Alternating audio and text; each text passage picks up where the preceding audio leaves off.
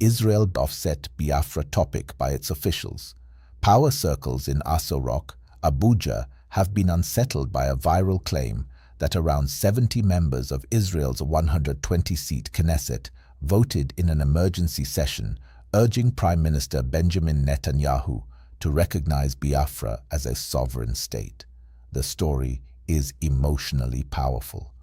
For many Biafrans and advocates of self-determination, it sounds like long-awaited international validation, proof that the world is finally paying attention.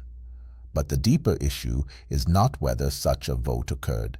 It is the principle at the heart of the Biafra question: self-determination and the right of a people to preserve their identity, security, and dignity.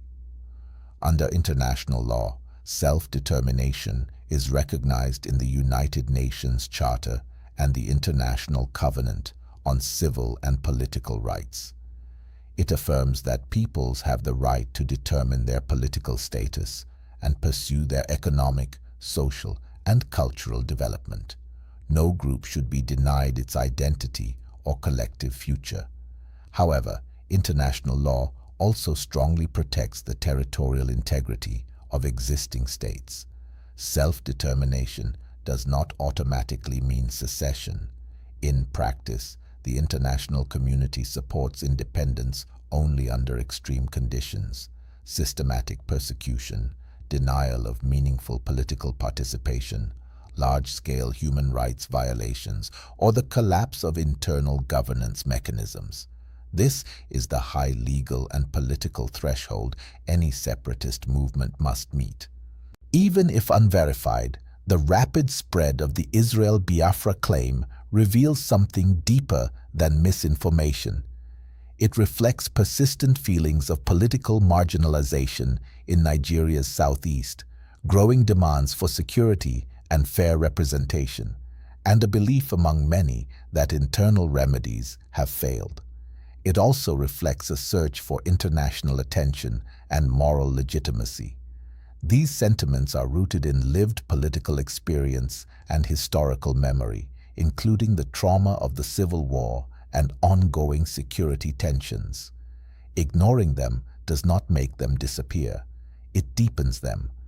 If any country were seriously considering recognition of Biafra, the process would involve formal parliamentary resolutions or executive policy statements, public confirmation by the Foreign Ministry, diplomatic notification to Nigeria, and immediate international media coverage.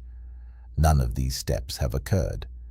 At present, no country recognizes Biafra as a sovereign state.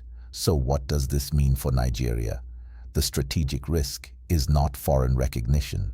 The real risk is continued perceptions of exclusion, security responses that reinforce grievance, lack of credible political dialogue, and economic neglect.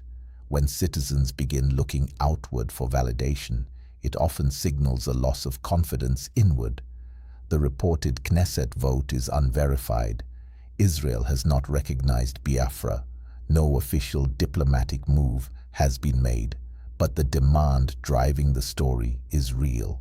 People seeking security, dignity, identity, and a voice over their future.